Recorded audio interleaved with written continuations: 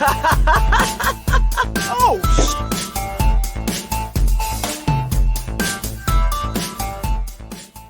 Hi, friends. Welcome to this week's class of Dead Funny University. I am your fellow. Well, I'm Kelsey, and I'm teaching this week. Surprise! I'm the fellow student. Cody is your fellow student today, and we are super excited because I've never taught one of these before. So, Cody is the guinea pig. Be nice to him, be nice to me, or just tell me what you really think in the comments below. That's fine too. But today, our class is on Tomb Raider, which Cody knows very little about, I believe. Cody, how excited are you to learn? Tell me what you already know. Well, okay, so here's my experience with Tomb Raider. I think I've actually played a lot of Tomb Raider 2, which was a game that came out, I believe, in the 90s. Yup. It was very much like shelf boob, triangle boob, Lara Croft, Yeah. and played that game a lot. I've seen all of the movies, and that's all I know. I know the game was rebooted, and I tried to play it for like a grand total of 5 minutes, and I was like, yeah, I don't think this game is for me. And then I moved on, and that's all I know about it. But I Okay. understand, like, post reboot, it's like a very different world for Laura Croft. Oh, this will be interesting. So you actually know a lot more than I thought you would. So you're probably going to sail through my first quiz. Well, maybe. I know her name's Laura Croft, and she hunts for treasure. All End. right. And that's about it. But okay. Well, then I'm going to hit you with this first quiz. So, All right, I'm ready. number 1, what is the main character's name? Oh, well, okay, Laura Yeah, Croft, yeah, yeah. you got this. What does the main character do for a living? Now, I think her profession is like she's rich, like her family was rich, and so she treasure hunts. What drives the main character? Um, I'm now this I think is coming from more of the movies that they're all different, like because there was the Angelina Jolie ones, and then there Uh-huh. was a later one that I think was based on the video game. Maybe I'm gonna go with like her dad was a treasure hunter and like got captured. Okay, so dad was a treasure hunter or like a man of adventure type. He gets captured by evil treasure hunters looking for an apocalyptic weapon, Uh-huh. and then um they like send a ransom note and she has to try to find the treasure to save her dad. That's what I'm going for. Is Oh, like she has neat. to reverse pirate stuff to give to evil pirates to save her dad. Love it. Absolutely love that. Is there is there anything supernatural in this world or is it all science? So I want to say in the original one there was supernatural stuff, but it was kind of low key, Mhm. similar to Indiana Jones. So like Indiana Jones isn't magical, but he sees stuff that's like, well, that might be magic, you know. So I'm gonna say yes. Okay. And why is the main character female? Well, okay. So this would be my understanding of it is at the time when the game was made, one, I think there was kind of a deficit of female protagonists, and two, I think like and this is originally I believe it was like kind of a like eye candy thing for who they assumed the demographic playing video games was. Mhm. And then when they remade the game, it was like, well, we done screwed up with that incarnation a little bit, and we want to try to do better at having actual different playable characters in video games. So it's kind of like I don't want to say revisionist history is the reason, but I Uh-huh. think like an attempt at bettering the tradition of the game and like reimagining what a strong female protagonist might be. Very cool. See, Cody, one of my favorite things about you as a person is if you don't, for those of you who don't know, Cody spent some time at an honors college where we had to write a paper a week and you got real good at bullshit. Hey, that was a solid answer. No, that was a solid answer, but one of the things that I love about you is you've honed that skill enough to where you can have, 3 of the 10 pieces that you need for a story, and you can actually, you as a person can kind of fill in the rest of what's there, and you either get close or you get to something that is like excellent by itself. So it was genuinely a compliment I was trying to give you. It just kind of came with a backhand. I'm No, it's sorry. okay. I'm good at high tier BS. I understand. It's a thing I like about you. So, all right, I'm going to jump in and I'm going to give you base level Tomb Raider knowledge, like what you would need to go into a conversation with somebody who loves these things, and then I'm going to let you ask me questions to kind of fill out the rest of what that knowledge looks like. Right. So, Tier 1 base level knowledge. Tomb Raider is a 3D puzzle platformer. It is meant to be a 3D game. It was originally a 3D game, and it is all about solving puzzles. And they couch these puzzles in some really cool artistic or artistry, some really cool lore, but they're it's mostly puzzles. The main character is Lara Croft, as you know, and she is an independently wealthy British aristocrat. I nailed it. You did, you did. She, what does she do for a living? She is independently wealthy, so her hobby is her job. Like, What works does she out. do for a living? Born lucky. We all wish. Lara Croft's major notable characteristics, so what made her stand out, because even in the original games, which was way back in I think 1996, was when the first one came out, they actually built in a personality even back then, and her characteristics are her intelligence, her no nonsense attitude, and her massive boobs. Those are the three things that you need to know about Lara Croft as base level knowledge. There are 19 games, 3 major movies, and 3 novels. Oh, I didn't know about the novels. Yeah, I didn't either, so I learned a thing. And while many actresses have played her in one form or another, even if it was just motion capture or something like that, Angelina Jolie, I believe, arguably, feel free to blast me for this in the comments, was the most famous representation of the two of Lara Croft. And that is base level knowledge. Feel free to start asking questions and let's flesh out your understanding of this a little bit more. What are you interested to know? Okay, so I have one very important question, Yes. and this is given my past with the game. Does she have a butler, like a character butler, that she can interact with? Oh gosh, I don't know if she notably has a butler. I like she's not a sh they didn't tie her to Batman. They tied her more to Indiana Jones in concept. So I don't believe so. I could be wrong. If I'm wrong, somebody throw it in the comics, then I'll make sure Cody sees it. This is a tragedy because in the original game there was a butler that you Mhm. could lock in a freezer. Uh we spent a lot of time doing this. Okay, so You no butler. monster. Yeah, that's fine. But does she have sidekicks? Like, does she have like friends that help her Yes, along the way, or is she like a solo thing? so something that comes up, especially in the later games, and just to be transparent with the fans, I came into the Tomb Raider franchise with the reboot. My husband handed me the games, and he's like, "You're gonna love these," and he was absolutely right. And I had to go back in time to get the rest of the information for this particular show. She does have friends and employees, and the way it's portrayed in kind of the newer media is that the employees are people that she makes sure she's a good employer, and she pays them well and she pays them carefully, and she says, "Hey, it's not your job to like risk your life for me or anything like that." But they're all very loyal to her. They care about her as a person, she cares about them as people, and so in each of the stories there is somebody that is important to her that's somewhere in the narrative. Oh, okay. So yeah, she's got best friends. She's got loyal and valuable employees. Are any of them like notably like this is like her right hand person?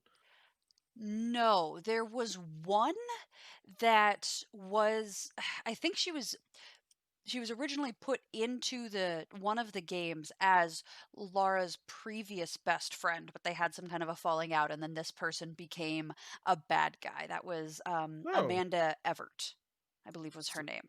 so sometimes a villain. Yes, became a best Oh, friend that became a villain. okay.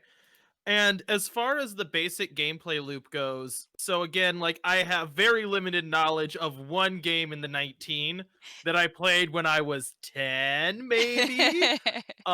It was terrible. We never got very far. Is there a lot of combat in these games? And does she have like a special weapon?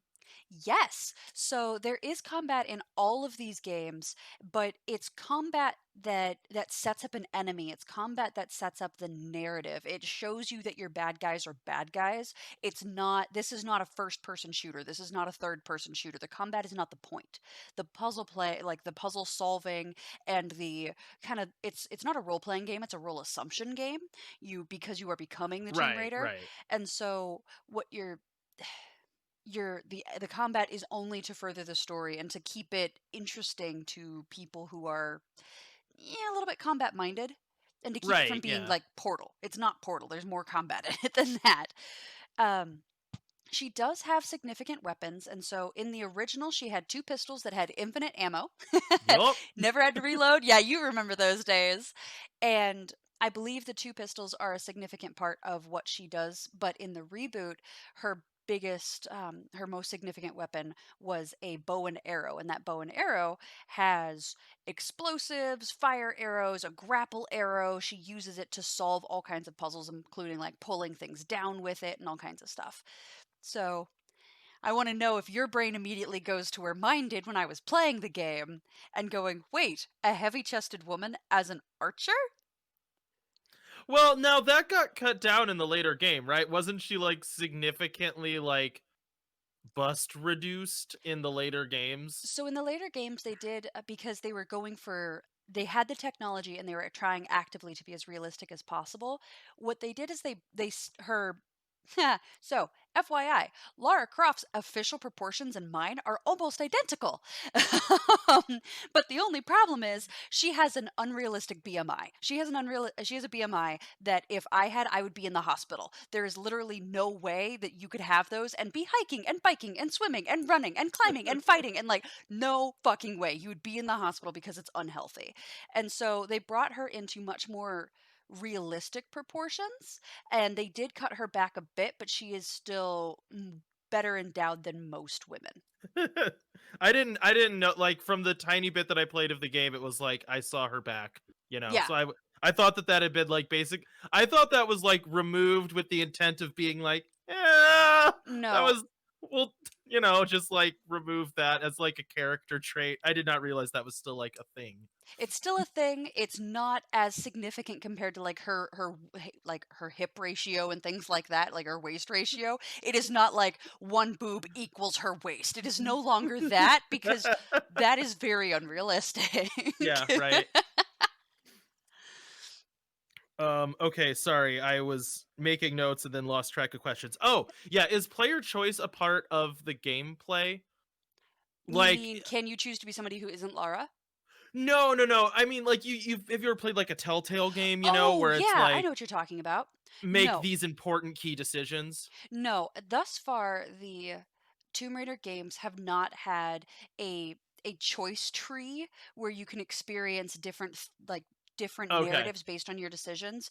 It's much more railroaded than that. They have a story that they're trying to tell you. Usually they Right. have some open areas where there's discovery, there's all kinds of trinkets, there's various collectibles that you're looking for in these different areas, but the narrative railroads you through those areas pretty steadily. Gotcha.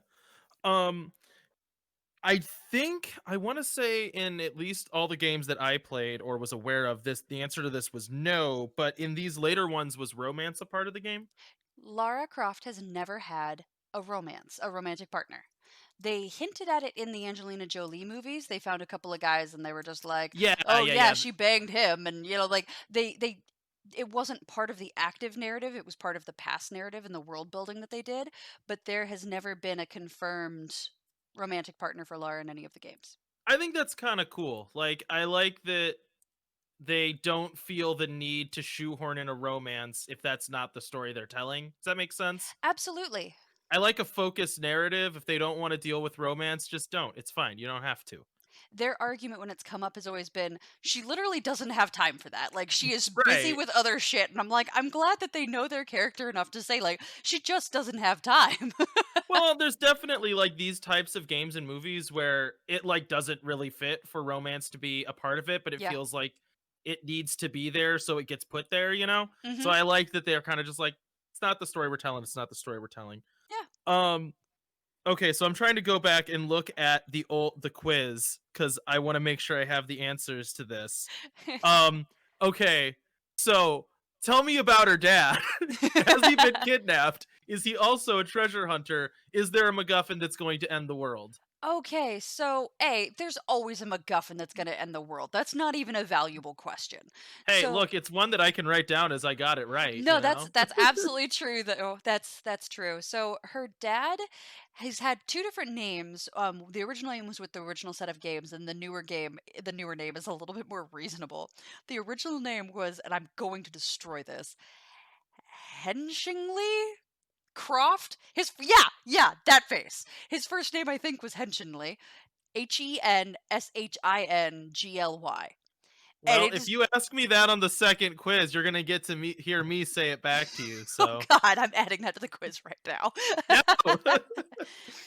They renamed him to Richard Croft, which is much more reasonable and still Lame, I mean, it loses a lot of the nose in the air snootiness, I'll give you that. right? He is especially I'm pretty sure this is true in the modern one, but I know it's true of the movies. So I think like what he did is shifted based on how the narrative needs him to work. But archaeologist, her mother disappeared and is believed to be dead. Her See, I father, thought I remembered, like, absentee, like, near irrelevant mother. to the point where she canonically has no name. We've never given in 19 games, 3 movies, and 3 novels, Lara Croft's mother has never had a name. And I'm like, you gave the dad Henshingley Croft and you couldn't even name her mother? Fuck Oh my off. god. Oh. You know what that sounds like to me is acrimonious divorce. Ugh, quite possibly. She was done with Henshingsley and was like, I'm out of here. I'm gonna go live my own life with half your fortune. Bye. I like you saying Henshingsley. That's pretty great. So her dad is occasionally an archaeologist. He's occasionally trying to find his wife. He's occasionally obsessed with finding the secrets to immortality. And in the process of trying to find that, eventually kills himself. I don't know. Like, I read somewhere that it was supposed to be suicide. I read somewhere else it was supposed to be an accident. And so it's it's however he needs to be used in the narrative because this Right, has been yeah. rebooted a couple times by a couple different people in a couple different ways. Yeah, it's just kind of like fill in your daddy issue here, you know? Correct, but I don't know that her daddy issue is necessarily what drives her as a character So is that because not why is it usually not to like find her dad that she is a treasure hunter? correct. It's usually because she is independently interested in saving the culture, solving this mystery, finding the answers to this thing. There are relics, there are discoveries that are pointing her in this direction. She's been researching it, and so now she wants to go there and find out. And it is her own drive to find answers that drops her in the middle of a much bigger mystery, and then she gets caught up in the mystery and the danger because of course there's something crazy going on, and that's what drives her forward. So it's usually her desire to find answers, and there's, at least especially in the reboot, there's a desire to protect history, protect people wrapped in that as well. So it's like she doesn't necessarily seek out to save the world. It's just it happens accidentally. Yeah, exactly, that is exactly correct. That makes sense. I feel like that's like not uncommon. Okay, so am I right about low key magic? Is there actually magic in this world or cuz I know in the old games I'm like pretty sure low key magic existed. I think so in the new games is there like that same thing? Yes, and that's actually really cool because the way that I've seen it done in all the media that I've consumed is is there's two major things I love about this. A, she always walks into it going, magic isn't real, there's probably some kind of scientific thing going on, or I have no reason to believe this is magic. And then when shit is going down that science can't explain, she's finally like, oh fuck, there's magicy nonsense up in here. But what I've appreciated is they don't do the there is one fated who can handle this stuff, and it turns out to be Laura and she stumbles into it. I haven't seen a narrative where she's the chosen one. It's instead she's kind of getting in the way of these people setting off these significant magical devices or these magical relics and that want to end the world or change the world or take over the world kind of thing. And Yeah. and it's not that she's there because she's fated, she's there because she's competent. Right. Right. And I appreciate that narrative so much more. And I never get to see her be the only one person can touch this stone and survive. Like we don't have any of that nonsense going on. We have Right. like it kills everybody. It will kill Lara. Like you find another and more clever way of handling this. That makes sense. I love it. Makes me really happy. Do you think that the personality changed with the old game and the new games? Like, do you think that those are like two distinct characters, or is it just kind of like a reimagining of the same character? I believe it's two distinct characters. So when the character was originally designed, she was actually originally Latina, and it was made by a British company, this particular game. So you're going to get a little bit of additional information that you didn't ask for. But this character was originally designed by a British video game company named Core Design. And they designed a male character and they designed a female character. And she was originally a Latina woman who was very militaristic. She had no vocal inflection. She wasn't warm. She wasn't caring. She was just like military, no nonsense, get shit done. That was all she cared about. And in the newer games, you get a lot more interaction. You can see that she's social. You can see that she's socially competent. You can see that she cares about people, and you see a lot of that. So I feel like her personality has warmed over time to make her a more relatable character. As also, I think our understanding of women in these complicated situations has changed from women can either be men with boobs or they can be housewives and there's literally nothing in between. And now we have a more realistic understanding like women can be badasses and they can also be warm caring social creatures, like both can happen in the same skin. I know it's ridiculous. Okay, so you brought something up, and now I want to ask: do you know who the developer was? Yes, the developer was called Core Design. You um said that. I missed it. yes. I'm sorry. And the Tomb Raider was originally the first one came out for PC, Sega, and PlayStation in 1996. And can I give you something super cool about how they chose to have a female character? Hmm. Because it wasn't what I expected. So, when they were making this game, they had the male and the female character, and they started realizing that to have them do all the things that they needed to do a ton of dev time for both a man and a woman. And they're like, well, shit, we don't want to put in all this dev time, so let's pick one. And then they started talking to the developers, and the developers were like, well, we actually really like the female character better, and we like her more. And the guy making the decision started thinking about it, and he's like, well, could we actually have a female be the main character? And as he thought through it, he went and he watched some people like at arcades playing games, and there was a whole bunch of games that were out that only had like 8 male characters and like 2 female characters. And he was watching, and even when these games were being played, if 2 people were playing, a female was always being chosen, Yeah. like always. And he's like, there's only 2 female characters, and these men have whoever's playing has no problem, whether they're male or female, playing a female character. So he's like, so there's actually there isn't this like, I could never, how dare I, people will assume I menstruate. Like there was none of that. Like these guys were happy to play these kick-ass women. And so he thought about that, and then Tomb Raider was still like, not Tomb Raider, excuse me. Indiana Jones was still in its heyday. It was very popular. It was very inundated in the culture. And he's like, what we're doing is we're raiding tombs, and I don't want people to assume that this game is basically a knockoff of Indiana Jones. And so he went, if we make it a female lead character, it's not going to feel like Indiana Jones. And so Right. for those couple of reasons, they actually set it up as a female main character. And then as they were developing her, the developers kept, and I believe this is correct, feel free to throw in comments if I'm wrong, they kept imagining how a posh British lady would react to the situation as opposed to the militaristic Latina woman that they were putting in there.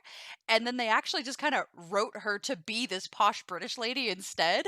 And then they said, hey, well, Cruz isn't a British name. It doesn't sound British and aristocrat. So they changed her name to Lara Croft to Oh, be this British aristocrat after they, like, these British developers just started, like, goofing off with the character, basically.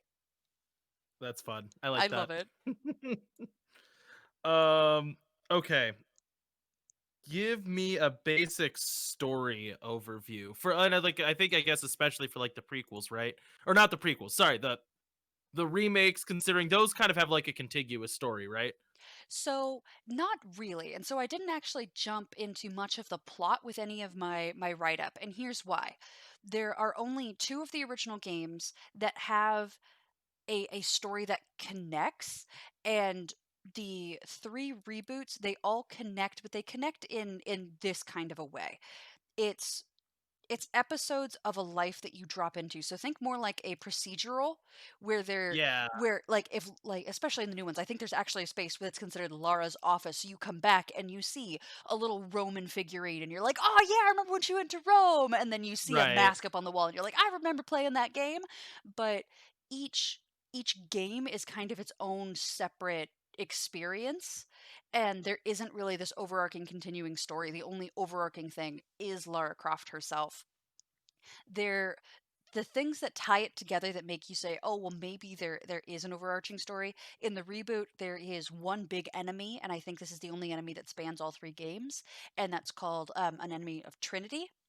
And Trinity is an ancient, fanatical religious organization intent on collecting powerful objects with divine power. And they predate Christ. They are very, very old, and they've been doing this for a very, very long time. And since the magic and the supernatural do exist in this world, you typically encounter Trinity pursuing these objects, and their goal as an organization is to seek and destroy civilizations that make use of these divine relics for their own gain. So any civilization that's trying to use these relics, they want to take them out. Trinity does? Trinity does. Is this a game that's like morally ambiguous about that? Like is that is that a bad thing to do? So it's what you normally find is you find somebody in Trinity that has a reason that they want this divine relic that has nothing to do with wanting to stop this civilization and everything to do with, oh, I'm sick and I Okay. want to heal myself. Oh, I want the power for myself thing kind of thing. And so Trinity thrives off of these low-level goons that have a fanatical suicidal level of loyalty, and then they've got people up at the top that are strategic and like Slytherin as hell. Not in a bad way, but in the they will do anything to get what they want way. And Gotcha.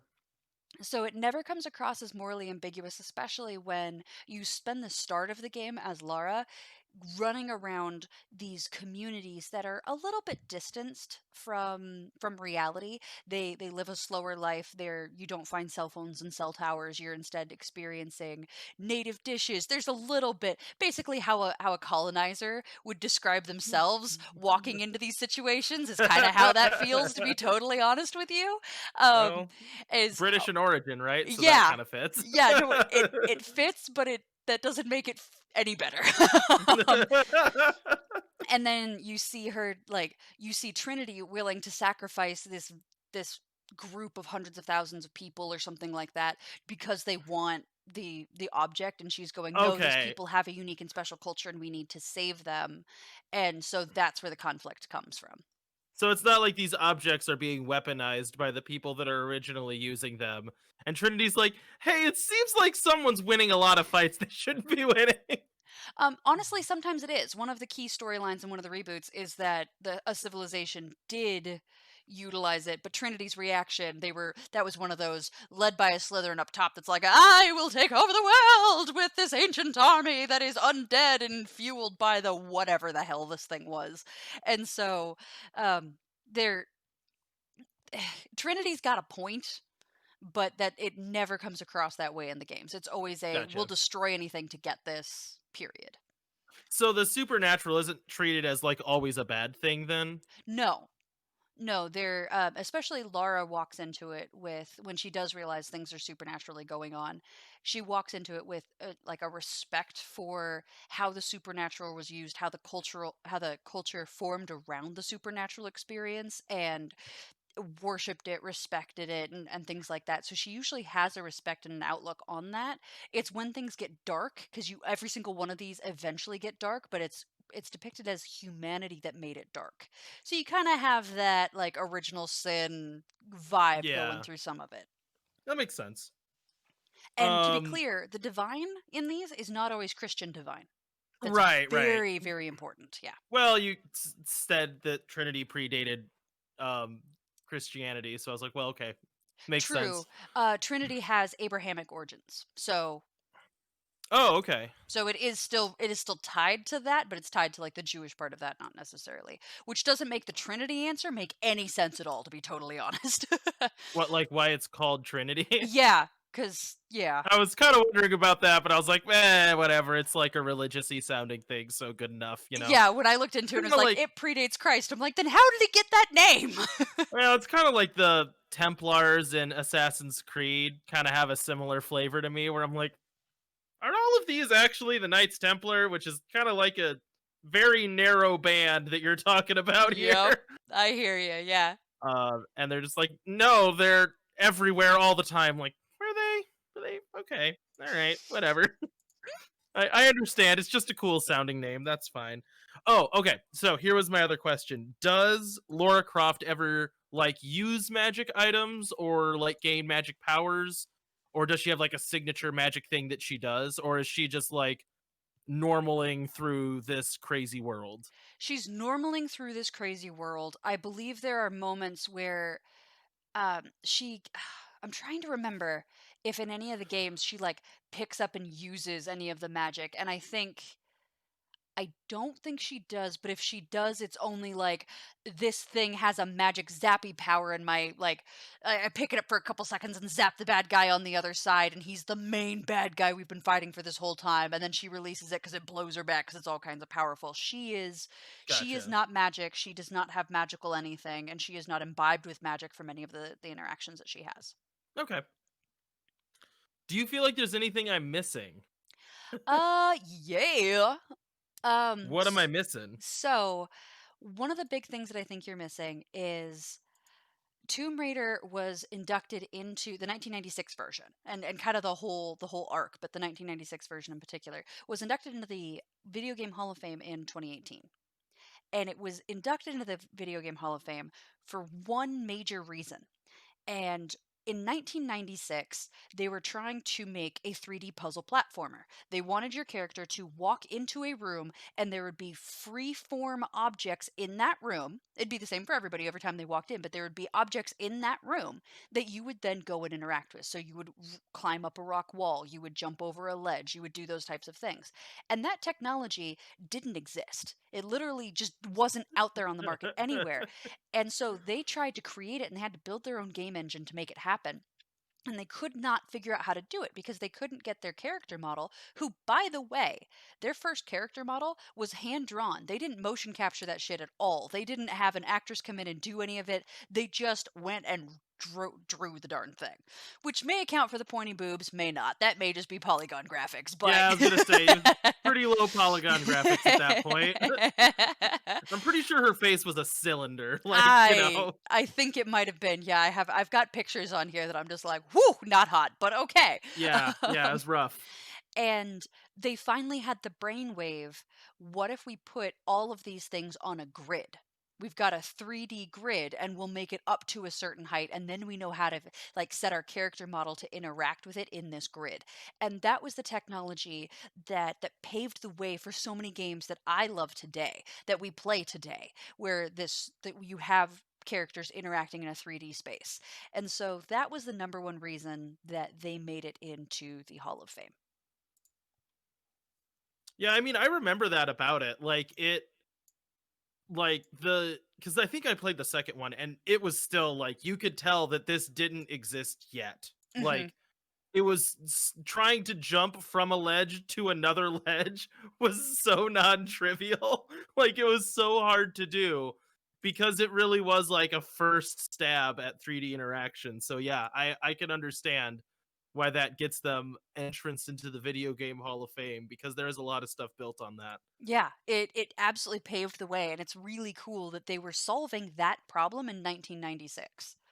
Like that was just very early in video game experience. It was a probably a wild pitch meeting when somebody's like, "Can we try this?" And they're like, "This literally can't happen." And they're like, "Can you just give me and the developers a six-pack of beer and 3 weeks? Like, let us try." We'll do something. I Um, I do think it's important to like comment the what I found everywhere on the internet, and I don't know if it's true, is her boobs were in error while coding. They were supposed to increase her bust size by only 50%. They accidentally increased it by 150%, and that's how it became really. that. And then they were just like, actually, no, we like that better. But my major complaint coming into it, even with the reboot, where they brought her proportions much more in line with what a human being can actually do, but again, she's still a busty lady. Her main weapon in the newest games is a bow and arrow. You cannot, as a busty woman, just grab a bow and arrow and go for it and be as precise as she is. There's all kinds of training and adjustments and things like that that you have to do, and none of that is accounted for. And it pulled me out at the very beginning of the game. I'm like, no, no, there's no, but no, that's not the fun part. You don't want to learn how to do archery around boobs while playing a video game. That's a little Yeah, too immersive. So I get it, but it did surprise me. I mean, I think I understand maybe why they wouldn't have gone with like, "Well, just give her guns again," because it's like a little bit specifically violent, I guess. And if you're Yes. telling me that combat's not a focus in this, like that is a big change. So I could understand them going for a more like utility weapon that could be used for hunting or solving a puzzle or shooting a grappling hook, kind I of lets you be more wide with what you're doing. I think they expanded what she could be as a person doing puzzles with that weapon. So I Yeah. totally agree with you. I think it was a good choice, and it does add a lot to the games to not just have her be using weapons, especially because at least in one of the reboot games, she's she's in a more primitive culture. She's in a culture that's literally been like time bubbled away from everything else, and so they're using these primitive weapons. And so it fits with the narrative much better than if she walks Yeah. in with a gun. And having guns with unlimited ammo is no longer part of the gaming experience. Like Yeah, you it's don't not get as that. frequently there. Yeah. Well, I think that wouldn't fit with the tone that they're going for either, so it makes Correct. a lot of sense to have that be different. So I actually now have two more sections Good. since we talked about this. So what were your major complaints aside from boobs plus bow and arrow? Um and what made you really excited about this game? Like what made you love this game? So my only other major complaint My only other major complaint was, I guess there's the unrealistic nature of how she is sized, but that's mostly they put numbers down because they're like, oh yes, a 5'9" woman that is 110. That sounds great. That's nice and dainty. Not realizing like, no, that's skeletal. Like Oh, so they like literally gave her a height and a weight? they gave her a height, a weight, a shoe size, and like I said, in 90% of her stats, she and I are the exact same. There are two stats where we are different, and one of them is weight. Because I I would be in the hospital if I was 110 pounds. Like absolutely Wait, freaking so that's not. seriously what they said was 5'9" and 110 pounds? Yes. She Like like looks pretty muscular in the game. Like she would weigh more than that if she had no body fat. she's She is without question stronger than me. Like, she can do a whole bunch of climbing shit that I Yeah, can't do, and I'm an active woman. And muscle's heavy, y'all. they went through and they're like, given what she does and her height, she if she was made of only muscle, so she doesn't have skeleton, she doesn't have organs. If she was made of only muscle, she would be 154 pounds, which is way more reasonable when you add in organs and, Yeah, you right. know, a skeleton. Then she's going up to like 180. But when you say 180, if you look at 5'9" person that's 180, that is actually, that's pushing overweight. And so they couldn't give her realistic proportions. And so they had to say this dainty weight that is utter bullshit. Yeah. I mean, I get that that's tricky, but I don't know. Like, I feel like that's a mistake almost on like the Yeah. publicity team to be like, yeah, definitely there's a height and a weight associated with this. Like, well, okay, if we're going to get into what's physically possible, I'm sure at some point she falls 100 feet and catches a rope, and that would shatter your whole upper body. So, whatever. Like, come Yeah. on. Yeah. Like, okay, like if you make a person that could survive a video game, they would look like a rhinoceros. No one wants to play that game. Absolutely. Most people cannot survive being shot 14 times and then you Yeah. eat an apple and you recover like bullshit. Um I okay, Go so ahead. then what made you love it then? What made me love it is in the new games, the story is immersive. It's really fun to get drawn in on. At first it's discovery, and then it's concern for others, and then it's it's this expansive world that's got some cool lore, and there's a lot to do everywhere, and that felt wonderful. And the fact that Lara is very relatable, for me in particular, like that was very fun for me. In every single game at some point, Lara loses her weapons, and you have to solve puzzles without them and get them all back, kind of thing, which I think is really fun. Just that they kept that all the way through. But she she is very human, and she feels very human. She is upset by the thought of killing people. She's upset by the thought of killing things. She does it because she has to survive, and she's honest about that and kind of what she says to herself. And being swept from, I'm trying to be logical, these people are fanatical, they're crazy, and then realizing like, no, there is divine shit going on. Like, the way the game reveals that to you and the world building they do around that is very cool. I do think sometimes they get a little ridiculous with ruins, because every game that has ruins does, because they're like, oh yeah, totally, these stairs that have been here for 200 years and unkept will totally hold the weight of 8 people. No, it won't. Like, but narratively it needs to be there, and so I get it. And so I do enjoy the immersive experience. I also really like role assumption games. So like as opposed to so when we talked about Elder Scrolls, I guess 2 weeks ago, that's kind of the opposite where you're like almost specifically not taking on a role. Um or like one that's been pre-decided. So you kind of prefer a game that's like this is the story. It's kind of like a linear, like they're telling one story. If I was going to say my ideal, I know you're going to hate this, but it would be closer to Mass Effect, where you have decision trees. You have a role selection. You have decision trees, but there is one major plot, and Right. so you have areas where you can dick around for as long as you want and go and explore things and find hidden things and stuff like that. But there also is a plot that can drive you forward. So Sure. games without a plot, I eventually get lost and I have to drop them because I'm like, there's no reason I'm playing this. Um, Yeah. I get that. so I do enjoy role assumption. I also enjoy role playing games specifically. I enjoy both of those. I enjoy story more than anything else. So anything that's going to give me a quality story and make me like feel, I'm there. Gotcha. Which, you are not for RPGs or role assumptions, am I correct? No, I don't think that's entirely accurate. Like, I like a lot of what I would say the only like genre of game that I am like almost universally generally distasteful towards is like I think the term would be like JRPGs. I think is probably the best blanket term for them. But a 100-hour turn-based combat game with a long, cumbersome story is exactly what I never want to play. But like Zelda, like any of the Zelda games, are a role assumption game. Well, maybe not the first one, but aside from Zelda 1, any of the other Zelda games are a role assumption game. You become Link and go on a predefined adventure, and I love those games. Mhm. I definitely do like a game that is just like nothing's happening and the story is entirely like what's emergent. I Yeah. do enjoy those. But it is definitely a unique experience and one that you have to like have kind of the right mindset going into it, that you have to kind of know there's not going to be anything to do, and that's Mhm. kind of the point. I like both.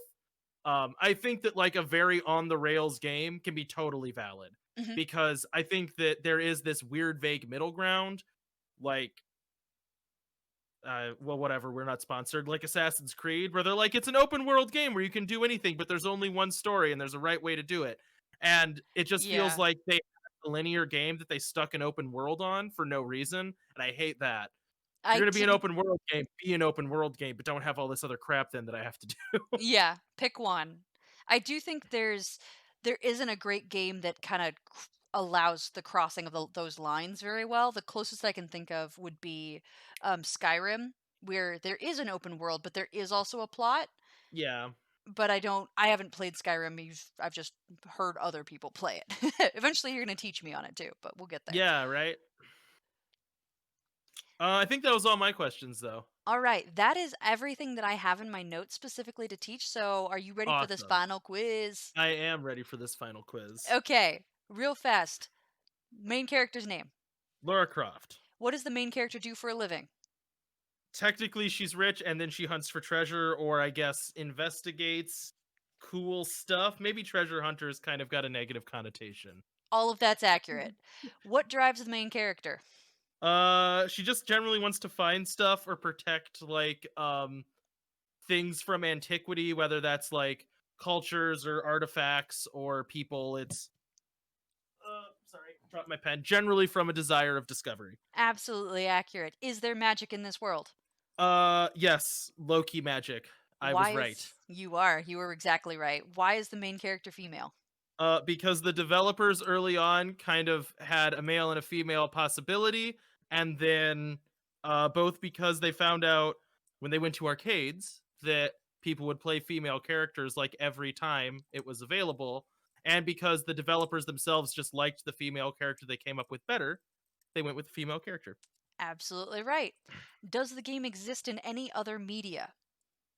Oh, like other than games, Mhm. novels, and books. I'm Excellent sorry, those answer. are the same thing. Novels and movies.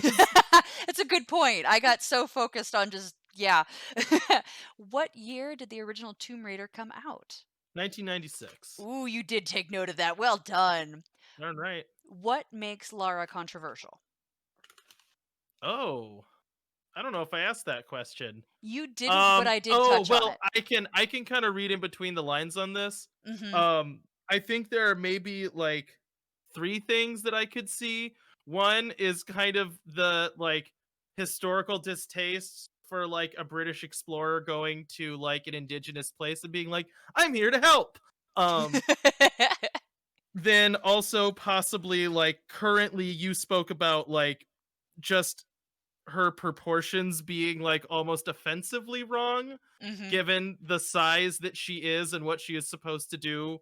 Like her given weight is like her being bones. Mhm. um and I mean, the only other thing that I wrote down as distasteful is kind of similar, which is that she uses a bow and arrow and is kind of busty. Not so much distasteful. Anybody that doesn't have a large chest wouldn't even think about it. But the moment you do, you're just like, yeah, no, there's no literally no way you could do that. Um Excellent. All of those were great answers. Why was the Tomb Raider inducted into the Video Game Hall of Fame? Because they managed to figure out a way to make a 3D platformer. Exactly. Wonderful. And is Tomb Raider an RPG? No, you Exactly have right. described it as a role assumption game, which Correct. you made it a distinct thing. I did because it is. You 10 out of 10. Well done. Excellent Woo! job. You got it. Cody, do you have any like last thoughts about whether or not you'll ever play another Tomb Raider game or if this is just so outside of your wheelhouse that's just no? I might go back and play some of the older games again. I don't know if I'll ever get into the new games, not because I think they're bad games, but from the little bit that I played, it was a lot of quick time events, and I am generally not a huge fan of those. So I think I would struggle with that being like a consistent thing that whenever there was like a tense moment, I was gonna have to like stare at the screen and be like, X, tap A, click the triggers, wiggle the sticks. I just don't Oh, really like it's just not my thing. no, good point. I didn't think about that. At the beginning of the game, there's a lot of narrative, and they want to kind of have this kind of half movie at the beginning that you're interacting in. And so they do have Yeah. those quick time events. Once you get out of that initial narrative, it is much more rare. That is really only present in those narrative movie moments. I wondered about that. Because it was kind of surprising to me. I just wasn't expecting that from Tomb Raider, but Hmm. it's become such a prevalent thing. It's like really hard to be like, I don't like quick time events. Like that's like freaking every game now. So what are you gonna do? Yeah, they really do like putting those in there. The first time I played a game, the first game I played with it was actually one of the other Mass Effect games, and the first ones didn't have it. And then I think the second one had it, and Oh. I screwed up multiple things because I had the controller on the table ready to just watch the narrative, and then they're like, "Do these Yeah. things," and I was like, "No!" And I like fell over and knocked something over. It was great. It was a mess. I handle stress very well, everybody. All right. Well, you won't play it, but you sat through a class on it, Cody. So I'm very grateful for your time this evening. Everybody, if you enjoyed this content, please like and subscribe. Let me know what you think of me being a teacher. Please feel free to let me know if you think there are things I could do better. Let me know what you think of Cody as a student. Feel free if to put a dunce cap on him or not as you see fit. Please don't put a dunce cap on him. Cody's lovely. But if you enjoyed this content, please like and subscribe. That would be hugely helpful to us, as well as throwing any thoughts that you have in the comments below, anything else that you may want to see us do at Dead Funny University on, whether that's me teaching or that is somebody else teaching. We've got all kinds of options here on the Dead Funny cast, and we will see you in our next class of Dead Funny University. Bye, friends. Bye.